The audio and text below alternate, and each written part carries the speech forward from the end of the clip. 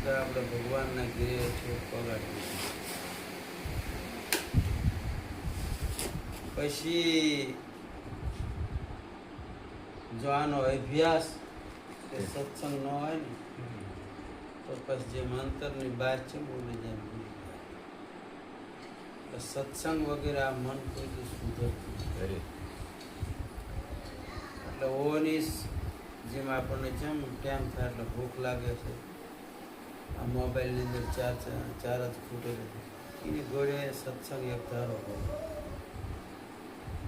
તો જ સુરતા અહીંયા આગળ ભગવાનના ઘેરે રહ્યા છે નકર સુરતા ભલે નિગમ પણ જાય પણ સત્સંગ વગર કોઈ દી મન સુધરતું નથી આપણે તો મનને સુધારવાનું છે બીજું કશું કરવાનું નથી સદગુરુ મહારાજે આયતમને તત્વની બધી ભાન કરાવી દીધી બાજરો તો ચોખ્ખો જ હોય પણ કસ્તર ને કાંકરા ને એવું જ કાઢવાનું હોય ને એટલે આપણા મનની અંદર કુટેવું જાય છે શત્રુ ઝાઝા છે ભગવાન જેમ સૂક્ષ્મ રૂપે છે ને એમાં શત્રુ સૂક્ષ્મ રૂપે છે આ તમે કાઢી નાખો તો તમે મહાન જ છો આપણો સ્વભાવ જો સુધરે નહીં તો ગમે એટલી ભક્તિ કરવી તો શું કામ નકામ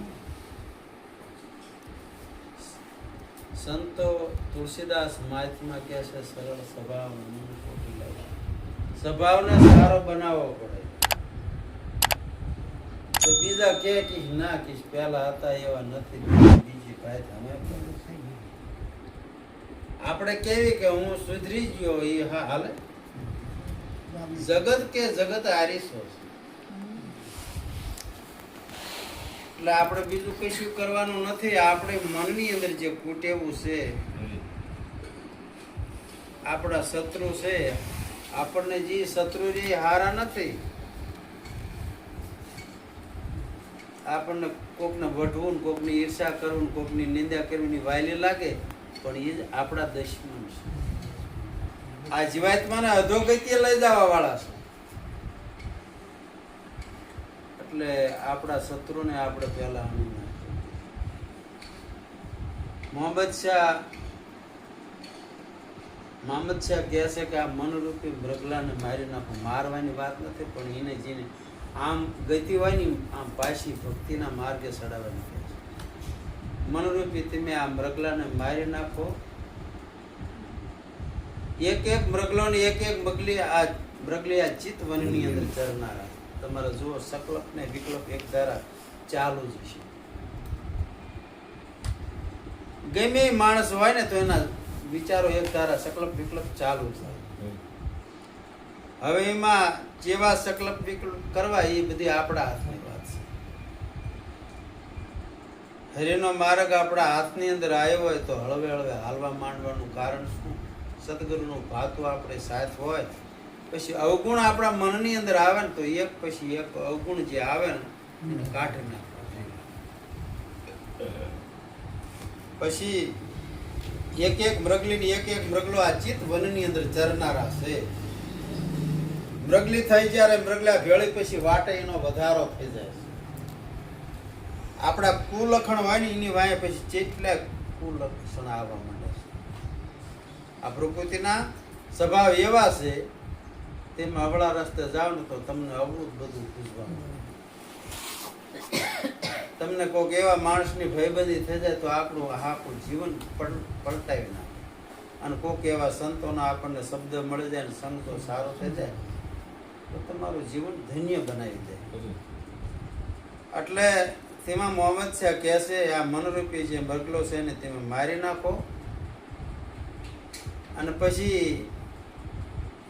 એક એક મૃગલીને એક એક મૃગલો વાટે થયો છે વધારો એક એક મૃગલીને 5-5 બચ્ચા 5-25 નો પછી હારો છે આપણે આ 5 તત્વનો દેહ છે અને 5 ને 5-5 બીજા બચ્ચા છે એ 25 નો હારો થઈ ગયો છે આ 25 પ્રકૃતિનો આપણો દેહ બંધાણો છે પણ એની અંદર જો કબૂદીનું બીજ પડી જાય ને તો આપણો અવસર ભેળે મૂકે છે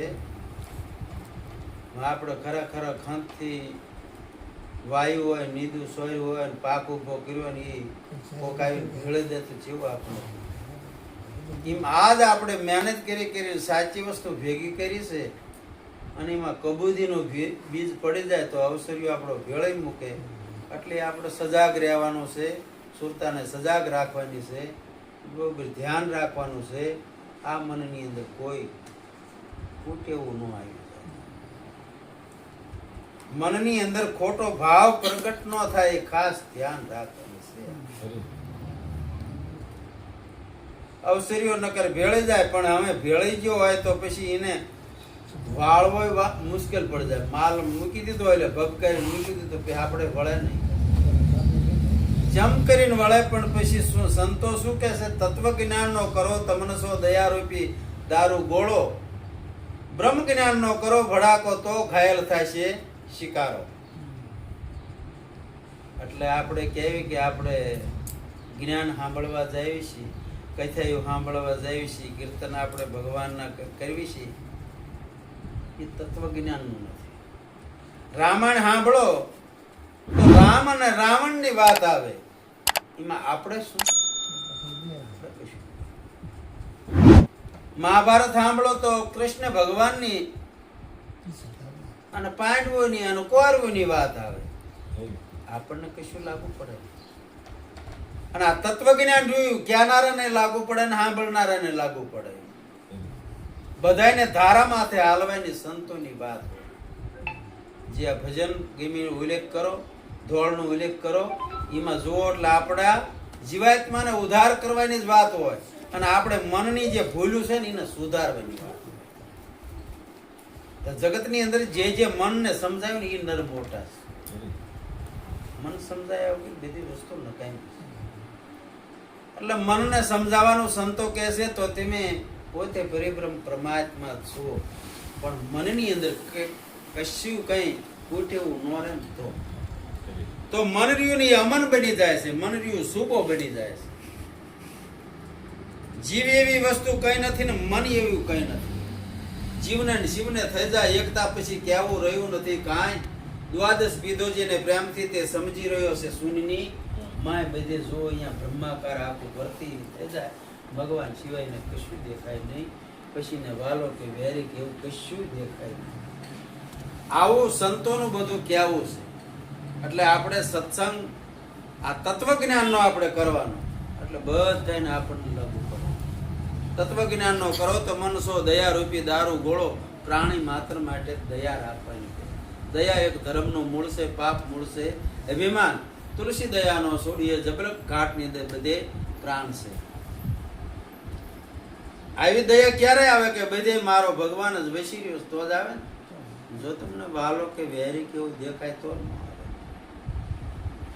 પછી શિકારો ઘાયલ તો થયો. આવું તત્વજ્ઞાન થી આપણો જે કાળ આપવામાં વસી રહ્યો છે ને, મન આપણે ખોટી રીતે અધોગત્ય લઈ જવા વાળું છે ને, પણ એ હાવ મરતો નથી, ઘાયલ થયો.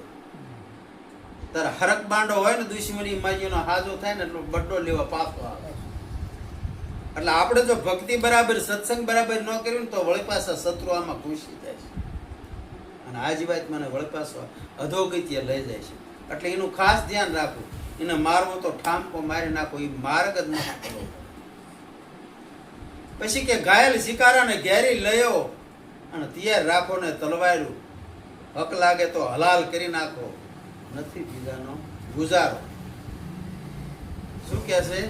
આવી રીતે કાયમ બેહી અને સત્સંગ તમે કરો તો તમારે જે શિકારા છે ને, કાળના, ક્રોધના, મદના, મોહના, ઈર્ષાના, દગાના, પ્રપંચના, આ બધા તો મરશી.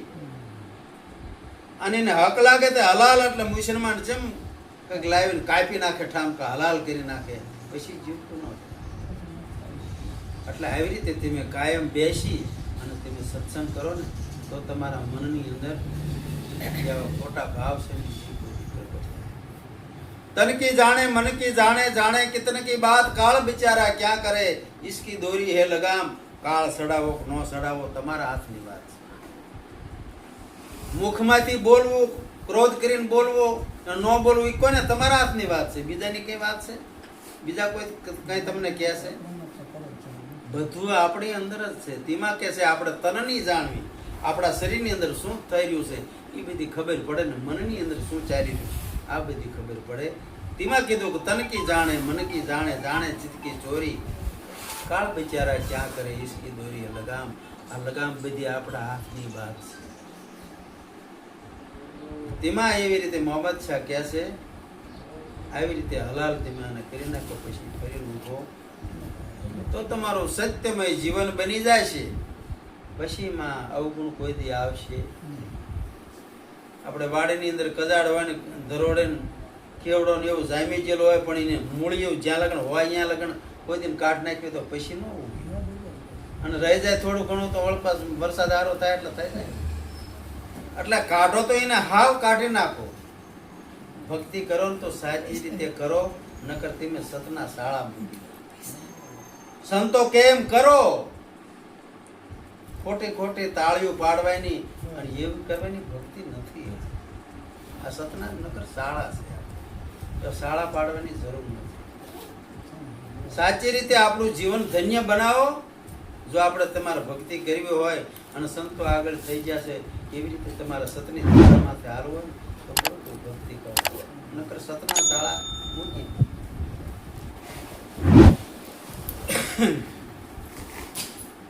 મોહમ્મદને ગુરુ અચરજ મળ્યા, સાહેબને ઓળખાવનાર. આપણને એવા બ્રહ્મનિષ્ઠ શ્રોત્રિય સદગુરુ મળ્યા છે. સાહેબ એટલે ભગવાનને ઓળખાય. આપણો આત્મા કોણ છે, આપણે કોણ હતા અને અત્યારે ક્યાં છીએ અને દેશ છોડીને પછી ક્યાં જવાનું એ બધી ભાન કરાવી દીધી કે હું ચેથી આવ્યો નથી, ચે જવાનો નથી. મારું આવું સ્વરૂપ છે. એમાં નિરાત મહારાજ કહે છે કે તમે રામનું નામ હૃદયની અંદર રાખો. અમે આ બધી કલ્પનાઓ છે બધી અમે કાઢી નાખો. ખોટી બધી કલ્પનાઓ છે બધી કાઢી નાખો. આદિ અંત ને મધ્ય બોલે આ વસ્તુ છે સાચી. આદિ કહેતા આપણો અંત થઈ જાય. આદિ એટલે પહેલા અને અંત એટલે આપણો દેહનું વિસર્જન થઈ જાય અને મધ્ય એટલે આપણે અત્યારે મધ્યની અંદર છે. આ વસ્તુ અત્યારે સાચી છે. આપણે જે કરવું હોય અત્યારે આ દેહ સજાગ ઇન્દ્રિયો છે ને તો બધું ભક્તિ થઈ શકશે ને પછી થઈ શકવાની નથી. આજકાલ કરતા પછી દિવસો બધા વીતી જવાના. જોત જોતામાં જુઓ આપણો આ કેટલા આવશે વરા વિયાઈ ગયા. એમ કે જે હમણાં જ આપણો જન્મ થયો છે એ કેટલાય વખત વિયાઈ ગયો. એટલે આ ગઈ પણ પાછી આવવાની નથી. એટલે તમારા હાથની અંદર બાજી છે. તમારે ચેતવું હોય તો ચેતી જાય. પછી નકર પસ્તાવો થાય છે. પછી સાહેબને ઓળખાવનારો એટલે સદગુરુ મહારાજ આપણને એવા મળ્યા છે કે ભગવાન આવી રીતે છે, તારો આત્મા આવી રીતે છે. ચંદાબી નહોતા, સૂરજબી નહોતા નવલખ તારા તેજુના કે ભેખ અમારા કબીર સાહેબ એમ કહે છે. તો સદગુરુ આ બધા સંતોને એમના શિષ્યને એવું જ કહે છે ઈ હતા ને તમે ક્યાં નતા, તમે હતા. તમારું સ્વરૂપ હતું. આવું બધું નક્કી થઈ જાય. ઈદે એમ નહીં પણ પોતાને જ નક્કી થઈ જાય કે મારું સ્વરૂપ આવી રીતે છે જગતની અંદર. અને આવું જ્ઞાન મારા સદગુરુએ મને આપ્યું છે. મારા સદગુરુએ પાયો અઘાટ પ્યાલો. આવો જગતની અંદર કોઈ પ્યાલો પાઈ શકે. અઘાટ એટલે કોઈ ઘાટ નથી, અઘાટ વસ્તુ છે. ભગવાન ઝાલ્યો જલાય નહીં, કાપ્યો કપાય નહીં, અગ્નિથી બળે નહીં, પાણીથી ભીંજાય નહીં, અણુમેરું જળ ચેતનને સબ ઘટની અંદર વસી રહ્યો છે. ભગવાન આવો છે. આનું પાર્ક સદગુરુ મહારાજે આપણને કરાવ્યું.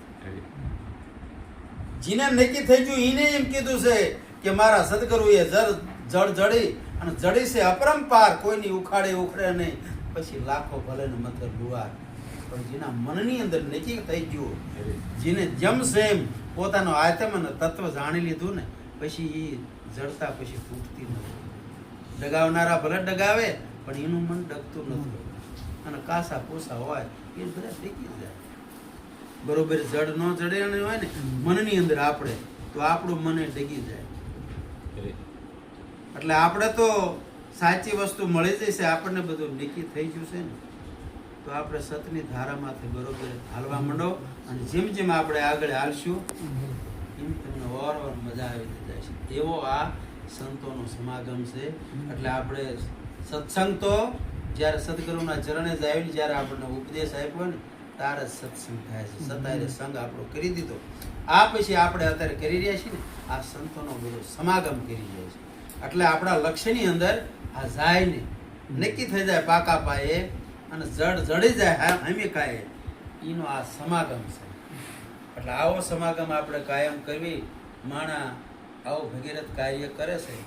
સંતોને હું તો ધન્યવાદ આપું છું કે ઘડીએ ઘડીએ સંતોને આવા વિચાર આવે ને બધા સંતોને તેડાવી અને ભજન અને ભોજન કરાવવું અને દક્ષિણા દાન દક્ષિણા કરવી આ જીવાય તેવાનું કામ નથી. મરજીવા હોય એ કરી શકે.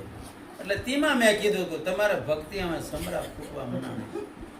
તેમાં હું કહ્યું આ ખોટી વાત કે એવું નથી લાકડા લડાવવાની, પણ સાચી વાત હોય તો જ કહેવાય. નગર મેં કાં કોઈ બીજાને ન કીધું. ઘનશ્યામભાઈ ને પછી મેં કીધું. ઘનશ્યામભાઈ આ તો માને પણ ઘનશ્યામભાઈ માનતા નતા. મેં કીધું ધન્યવાદ છે તમને. હવે કીધું તમારી ભક્તિ કીધું હવે મને કઈ લાગવા મનાણું છે. એટલે આ જેવું બહુ દોયેલું છે. લક્ષ્મી ધન ને સંપત્તિ ઘણા ન હોય, પણ તેમાં જ આપણે પાયો પ્રથમ જ કર્યો હતો ને વાત કરી હતી કે બધા હગા જમાડે હાટે પાટે.